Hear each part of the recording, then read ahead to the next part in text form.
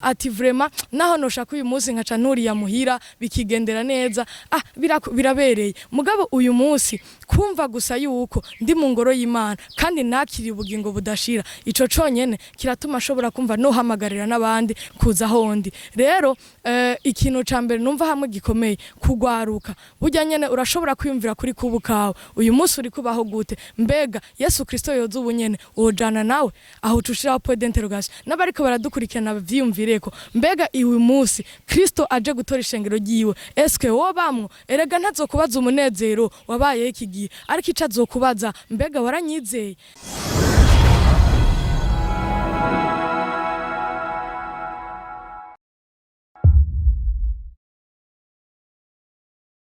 This is Sunday Umoja TV bwa modu hatubabwira za interview zirimo abaririmbyi baninahaza Imana ndetse n'amareresi n'amakomedi arimo inyigisho ziryoshe cyane muri no mwanya murabona kuri mic muri kumwe na Diama kuri kamera muri kumwe na Ngege ariko muri no mwanya dufise umutumire abongera si umutumire ahubwo yadutumiye sivyo none ariko avaye kutuvugana ibintu byinshi cyane bitandukanye kuri we kuri kaheze no kukubu reka banza twidondore atubwiye n'ahantu twamusanze ivyo yararimo karibu cyane ego murakoze cyane nitwa Sengiyumva Avira hanyuma nsanzwe nkorera muri Eglise Holy Center n'ubu niho bansanze akaruo nsanzwe ndangurira imirimo y'Imana murakoze cyane Avira atubwiye yuko asanzwe arangurira aho imirimo y'Imana kuri Eglise Holy Center ariko rero imirimo y'Imana iratandukanye kuri wewe ngaha muri Holy Center urumuririmbyi urumuvuga butumwa urumusinzi yego sindi umuririmbyi ariko ndahimbaza nsanzwe mvuga ubutumwa bwiza murakoze atubwiye ko avuga ubutumwa bwiza uvuze ubutumwa bwiza kungene butanga system ubutangamo yo bari yihe wo bari kujya imbere nka pasteur cyangwa nkundi muntu bon tubikora mu buryo bwinshi mu buryo bwo kurongora abantu bahagaze imbere ukabwira ubutumwa bwiza hanyuma bamwe muri bo bagafata ingingo yo kwihana n'igihe cyo kuja mu mabarabara tugasemerera tukavuga ubutumwa bwiza hariho n'igihe umuntu atemberamo abandi bita amafraternité biba hagati mu ndwi twebwe nga muri center duvyita amafamille kugira ngo abantu barushize kubitahura yuko babwirizwa kuba hamwe ya nuko tuvuga ubutumwa bwiza ikintu gikuru cyane cyatumye tumurondera Harvilla ikintu gikuru cyatumye turondera Harvilla ni ukungene ari umujene icyo twifuze cyane kumenya ni cyatumye abapuse icyamuzanye muri Yesu icyamuzanye mu rusengero kugira akurikira inyigisho kugira nawe arobe abandi bantu arobe izindi ntama zizokurikire uhoraho Imana Harvilla vyakugendeye gute kugira peut-être urafise ahantu wavuye urafise n'ahandi uri kuraja byageze gute ngerageje kuvyagura mu ivyo bintu byose bituma abandi binjira mu ishengero ari byo dusanzwe tunakoresha nuko je ubwanje ndashima Imana kwanza aho yankuye kuko kahise kiwacu ni kare kudushikana kuba uyu munsi uko tumeze hari ibintu runaka umuntu yarimwo bitahimbara Imana na gatowe ariko ndibuka kugira ngo nze mu ishengero nari mfise umugenzi abandi bose baragira abagenzi twarasangira turi mu kabare turi ku ishure hamwe n'ahandi hanyuma igihe kimwe arantumira kuko yari umubateri wo muri Eglise ya Holy Center nyene mugabo tukaba dusangira bimwe bikunze kuba abantu bakaba mu ishengero mugabo atabirimwo cyane hanyuma arantumira je ndaza ndumviriza ico gihe Apotre Jean Paul Manirakiza acaravuga ubutumwa bwiza kabisa byo kwihana hanyuma ndumva ko muri jewe nsinzwe ijambo ry'Imana rivuga ngo ingabire Imana igomba kuduha n'ubugingo budashira ngo ariko ushaka guma mu icumuro ngo azobona gupfa rero ico gihe ndumva vy'ukuri ko ibintu karavuga umenga rikavuga jewe ndumva yuko umengo hari kinyagiriza cyane hanyuma niko guca mitamwo kwa Kristo umwami n'umukiza muri ico gihe narabonye neza yuko kuba mu vy'Imana suruhombo na gatoya nkuko bamwe bavyiyumvira hari abantu biyumvira ni kuba mu ishengero cyane ugwaruka turi mu myaka imwe kuba mu ishengero akumva umengo aratakaje babagenzi ba kera aratakaje kwa kuryoherwa kwa kera ariko iki jambo ry'Imana ritubwira nuko ivyo ngo isi yose ngo izoherengetera ngo n'abayibako bose bazopfa nk'isazi ngo ariko ikintu kitazopfa gihindutse ngo nagakiza k'Imana rero iryo jambo plus ndagibuka plus nguma numva ko riri muri jewe mba numva afise ivyizigiro vyo kubaho igihe kidashira ariko uyu munsi turagomba kubaho umunezero wa wundi samedi ndaryohewe vendredi ndi kuri boulevard samedi ndinjiye muri pasha dimanche ndinjiye muri kozi ukumva bimeze neza aho hose ndazi ko muri ville bamwe n'abandi barahazi mugabo araraye umunsi araraye hirya yejo na hirya yejo akumva umenga aranezerewe ariko buri gitondo hakamarimo akantu ko kwicuza ndibuka cane muri kahise narumva yuko ndyohewe ijoro rimwe ndyohewe amajoro abiri nkumva umengo birakwiye ati vraiment naho noshaka uyu munsi nkaca nturiya muhira bikigendera neza birabereye mugabo uyu munsi kumva gusa yuko ndi mu ngoro y'Imana kandi nakiri ubugingo budashira ico conyene kiratuma ashobora kumva no hamagarira n'abandi kuza hondi rero ikintu ca mbere numva hamwe gikomeye kugwaruka burya nyene urashobora kwiyumvira kuri kubukawe uyu munsi uri kubaho gute mbega Yesu Kristo yoza ubunyene ojana nawe aho tushiraho point d'interrogation n'abariko baradukurikirana vyiyumvireko mbega uyu munsi Kristo aje gutora ishengero ryiwe eske wobamwo erega ntazokubaza umunezero wabaye iki gihe ariko ico azokubaza mbega waranyizeye ndazi neza ko Yesu Kristo igihe abigisha ko baramubaza ngo none mwigisha ngo twokora iki kuko babona ari umuntu yagenda arakora ibitangaza babona ari umuntu yagenda arakora utwumiza ibintu badatahura gushika naho bemeza ko ava ku Mana ariko ico ababwiye ati nta kintu na kimwe mushobora gukora atari ukwizera uw'Imana yatumye mu yandi majambo ntushobora kubaho ubuzima budahera uri kurabaho bwa buzima bwo ku munsi bwo kuryoherwa ariko ubwirizwa gutera intambwe yo kwizera Yesu nk'umwami n'umukiza kuko ijambo ry'Imana mu Banyefeso 2:8 havuga ngo ubuntu nibwo bwadukijije ngo kubwo kwizera ngo navyo nyene ntivyavuye kuri twebwe ngo ariko ngo ningabire y'Imana mu yandi majambo nta kintu kimwe c'igikorwa wowe ufise wokora cotuma winjizwa aha turi uyu munsi ariko ico ukora conyene ni ukwizera duza ukwizera kwawe mindisha ivya Kristo buri mwanya wumve neza yuko ikibanza uri mu uyu munsi ushireho kabaza mu buzima bwawe mbega Kristo aje uyu munsi eske no parvena kujana nawe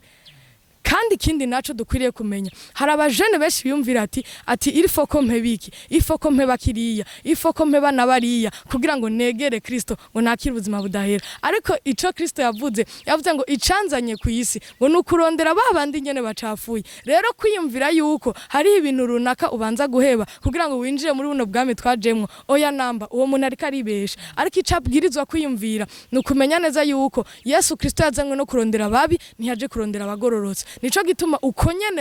ukonyene umeze Kristo aragukeneye kugira ngo nawe wakire ubuzima budahera hama ugenda urahindukiramwe erega nta muntu numwe yahindutse ngo nuko ngo yabanje gukizwa ariko twazananye ingeso mbi Yesu Kristo azihindura mu ingeso nziza nico gituma ugwaruka guyu muzi igituma batiyumvira kuza mu bwami bw'Imana igituma batiyumvira kubaho ubuzima bw'Imana nuko bumva umengo hari ikintu baciyagiriza mutima yabo ariko ico jewe nshatse kubabwira nuko Imana igukeneye uko nyene uri kugira ngo ushobore gukoresha ukomeye erega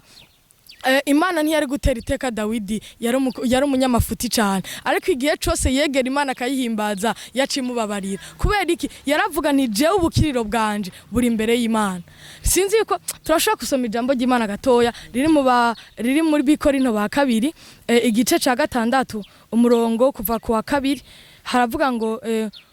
kuva ku murongo wa mbere havuga ngo kandi ko dukorana nayo turabinginga ntimuhegwe ubuntu bw'Imana gupfa ubusa kuko yavuze iti mu gihe cyo kwemererwamwo ndakumvise no ku munsi wo gukirizwako ndagutabaye iri jambo rirakomeye cyane burya nyene ntiduhegwe ubuntu bw'Imana gupfa ubusa burya nyene kubura ugwaru kubura umujene ufise iyo myaka nyene ufise n'ubuntu bw'Imana kuko hari abantu benshi biyumvira kuja gukorera Imana ari uko bakuze ati je nararyohewe ku isi nta kintu na kimwe ntarabona ati gisigaye nuko nja kuruhukira mu ishengero ariko suko bimeze erega twaramenyere uko ivyumviro vyacu bihagaze uko ishengero ryuzuyemwe abatama sinzi ko maze kubibona mu ishengero cane cane intebe z'imbere umengo zahebewe abatama ariko uyu munsi kini gihe cimpinduka kubera ko haraje umuco utubwira yuko ugukorera Imana ukiri umujene nico gikomeye cyane kuko ubuzana amaresultat menshi mu bwami bw'Imana kandi ico igikomeye cyane ko muri Daniel yaciye yandika ngo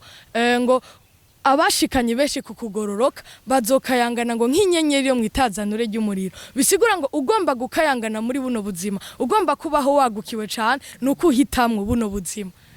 sivyo none gahemu. Donc abantu bariko baradukurikirana cyane cyane ugwaruka, jewe ndifuza cyane yuko benshi bamwishengero kuko ubuzima barimo uyu munsi n'ubuzima biyumvira kubaho ku munsi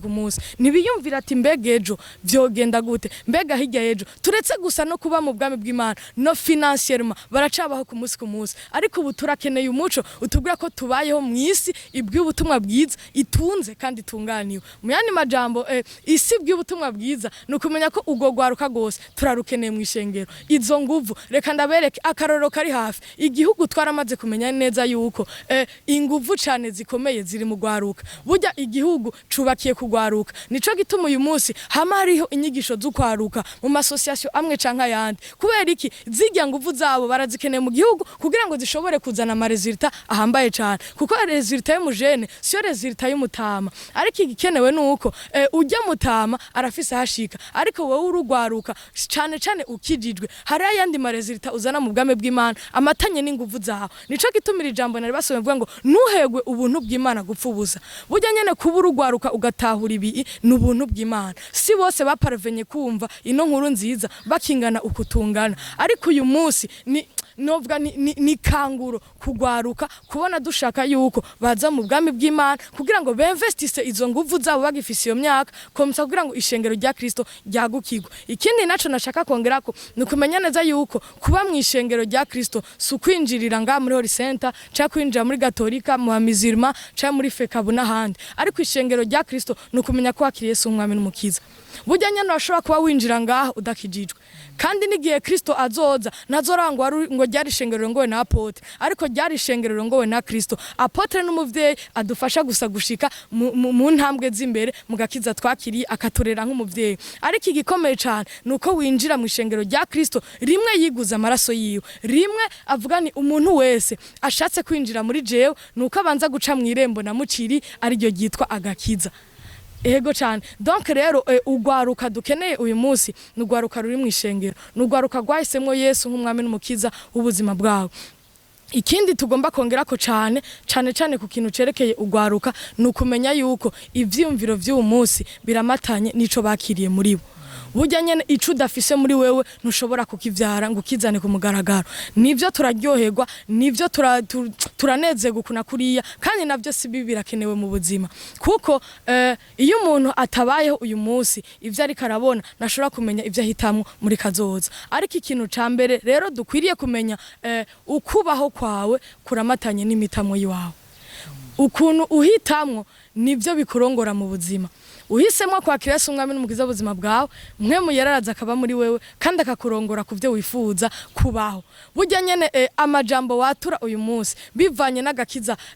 bivanye nuko wakiriye agakiza nibiratandukanye cyane n'umujene abayeho mwisi. Kuko wewe yiyumvira ivyumviro vyakubugusa, ariko wakiriye agakiza ariyumvira no kuvyakazoza. Rero nahanagombye kurangiriza cyane ugwaruka ntiduhegwe ubuntu bw'Imana gupfubusa. Ubuntu Imana yatugiriye ko kumva ano majambo tukingana gutya anye nico gihe cyo guhitamo Yesu n'umwami n'umukiza ubugingo bwawe. Kandi uyu munsi ukavyizera burya nyene ndazi neza yuko hari impinduka uza kubona mu buzima bwawe. Kuvaho ninjiriye mu ishengero jewe ndazi yuko ndiko ndatera imbere ku rundi rugezo. Jewe ubwanje sinashobora gufata umwanya ngire nsenge, sinashobora gufata umwanya ngire mbwira umuntu ubutumwa bwiza uko naje ubwanje ntabwo narinze. Ariko igihe natera intambwe nkinjira mu ishengero rya Kristo ari ryo yiguza amaraso nkakira agakiza nkamwakira nk'umwami n'umukiza w'ubuzima bw'iwanje. Ico gihe nyene nakorokeye mu kibanza cyo kumenya neza yuko uyu munsi naho nopfa ntaco vyabikimaze. Jewe ubwanje Paulo no yabivuze neza avuga ati kubaho ni Kristo gupfa navyo ni nyungu. Mugabo hari abantu uyu munsi bagitinya gupfa kubera ko ubwiwe ntaramenya nti jewe ntashe noca nja hehe. Noca njahe aho nakaburungu nikabaza mu buzima bwawe ati mbega ubunyene nopfa noja he. Nanje nico kibazo nagoma maze abariko baradukurikirana, mbega uyu munsi urizera yuko utashe woja mwijuru. Kuko ukubaha kwisi tunezerwa nibisanzwe, kuko ibihari byose arabidushiye kugira ngo tubinezerererwe, na cane cane uko turi kwisi gasayemwe ibintu byinshi, kandi ivyo byose nivyo kubw'inyungu z'abana b'Imana. Mugabo icucu ushaka ukabaza mbega uyu munsi utashe woja mwijuru. ako niko kantu gakomeye kuko urashobora kuba vraiment ubayeho gutandukanye kandi unezerewe gose akaroro kari hafi cane cane ugwaruka kuko nigo uyu munsi turiko turahagararako nigo uyu munsi dushaka kuruzana mu ishengero kugira ngo bevestise ingufu zaho nawe ucushaho kabaza ati mbega iyi myaka mfise mbega ukuntu ngana ushireho kabaza mu buzima bwawe utashe hoja mwijuru ariko ubuntu nibwo bwatumye tumera uko tumbe turaho nyene Avira aratubwiye amajambo menshi kandi meza ashobora kubaza gufasha twebwe abajene gutera intambwe mugabo rero tuvuze ati gutera intambwe nibaze ko abajene benshi abo batarashika mu mana bananiwe no gutera iyo ntambwe kuko ni decision ihambaye cyane ni decision isaba kwiyumvira isaba kwiconcentra ibintu birefu wewe sinzi nashaka kumenya ukungene wafashe iyo decision wewe nyene kuko bisigura ko yari yarakunaniye kuko wari handi muri kakabare wari kumwe na wa mugenzi wawe ukungene rero wafashe iyo decision uratera intambwe uregera uhoraho Imana ya sukundi ukuntu jewe niyumviriye kuza muri bino bintu nkafata ingingo ndibuka ico gihe nanicaye ku gitanda ndiko ndasoma Bible hanyuma gusa naje mwishengera atakintu kimwe ndaheba mu byo nagira mu ngeso ziwanje ariko narumva ko gusoma ijambo ry'Imana byomfasha hanyuma ndicara ku gitanda ndiko ndasoma Bibiliya numva ijwi rimbwira nti none ko ivyo bintu byose birimo eske birahimbara Imana aho nyene ntangura kwiyakiza mutima wanje ndumva yuko nofata decision yo kwakira Yesu umwami n'umukiza je sinovuga ngo hari ikintu kigoye kuko uyu munsi hari umuntu abanza guca mu bintu bibabaje akumva yuko umengo mu buzima aragowe aca yumva ati je ndakwiriye kwegera Imana ariko uko siko bimeze ariko yavuze ngo ijambo ry'Imana uko ritwegera avuga ngo muri Jean 3:16 havuga ngo kuko urukundo Imana yakunze abari mwisi nigo gwatumye itanga umwana wayo w'ikinege ngo uwumwizera wese ntapfe rubi ariko habwe ubugingo budashira ico conyene uciyumvira ati kuko urukundo Imana yakunze abari mwisi uvyo vyuvuga ati none ku rukundo Imana yankunze none nanje nkwiriye gukora iki ico uciyumviriye kirashobora gutuma nawe ushobora gutera intambwe ukakira Yesu umwami n'umukiza kuko kubaho ngaha ku isi utari kuramahindisha urukundo rw'Imana none uriyumvira yuko ubayeho ari wowe uvyishobotsa donc ico utanguye kuciyumvira utangura kumva yuko ati vy'ukuri ndakwiriye kwegera Imana donc uko kuntu nafashe decision ni ijwi rya mpwemu yaragyaje muri jewe kuko igihe c'umuntu wese kiratandukanye igihe wumvira ko ijwi rya mpwemu yera biratandukanye ariko uko jewe nakijijwe birashoboka ko atariko wowe ushobora gukizwa birashoboka ko nuri karadukurikana atariko ashobora gukizwa ariko kuva uyu munsi uhaye wiyumvira ingene wubayeho ku munsi ngene ubaho ingene ugenda uratera intambwe y'ubuzima wiyumvire gusa ku rukundo rw'Imana urashobora kumva ukizwa kuko ivyo ubayeho byose ndisuri si uvyishoboza ariko kuko urukundo Imana yakunze abari mwisi nigo gwatumye itanga umwana wayo kandi kwegera ihema ry'Imana kwegera intebe y'Imana nico kintu gihoraho gishobora kugubugingo budashira kandi gishobora gutuma ufata decision kwa Kristo umwami n'umukiza no kwiyumvira ati mbega ubunyene notaha noja he cyane gose Avira aratubwiye amajambo menshi cyane afasha twebwe ugwaruka gutera intambwe tuve aho turi dukurikire uhoraho Imana kuko niyo yadukunze urukundo atawundi muntu azodukunda rero dusaba umwanya wose twiyumvira Imana ku rukundo rwayo natwe tugire ico tuyikoreye natwe tugire ngo twiprepare kuzobaho ubuzima bwo mwijoro bwo kuri muri iyo misiza kuko aha kw'isi wacu twese turabizi ko aha kw'isi ari wacu rero twiyumvire ko aha tuzoja hirya yejo nihe aho tuzoja kuba ubugingo budashira nihe ni mwijuru canke ni mu muriro kuri ivyo byose twe kuvyumviramo kugwaruka mbere sugwaruka gusa hariho nabandi babaye ugwaruka barinda basaza bari muri vya bindi nyene Avira duheze ikiganiro ariko tugusaba kaja mu kanyuma hama duheze ikiganiro ndibaza ko byagenze neza ego murakoze cyane ndabashimiye namwe mwifuje ko tuyaga kwa no majambo kugira ngo dushobore gukebura urwaruka hanyuma kumvise nyene no majambo yo mufasha mva ko ashaka gutera intambwe akakira Yesu umwami n'umukiza mu bugingo bwiwe na cane ko ari inyungu ziwe atari inyungu zo muri rusange ni inyungu ziwe yo du telefone kuri 72 431 007 72 451 ubusa indwi mwarahezagiwe cyane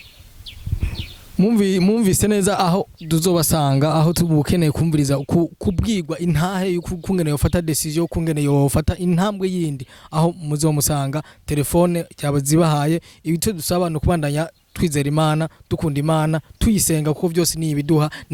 niduha kuvyuka mu gitondo tugatera iyindi ntambwe tukaronka ivyo dusaba kuko niyo dusaba yonyene tukaba tubandanya dusaba abakurikirana Sandi Umwe TV kubandanya bumviriza ibiganiro amajambo arimo araryoshe cyane atuma dutera indi ntambwe n'ama comment n'ama share tuzibagira subscribe no kubandanya dukurikirana uno muntu inimero yaziduhaye tumubaze ukungene twotera indi ntambwe tubandanya tubasaba kubandanya mudukurikirana ciao.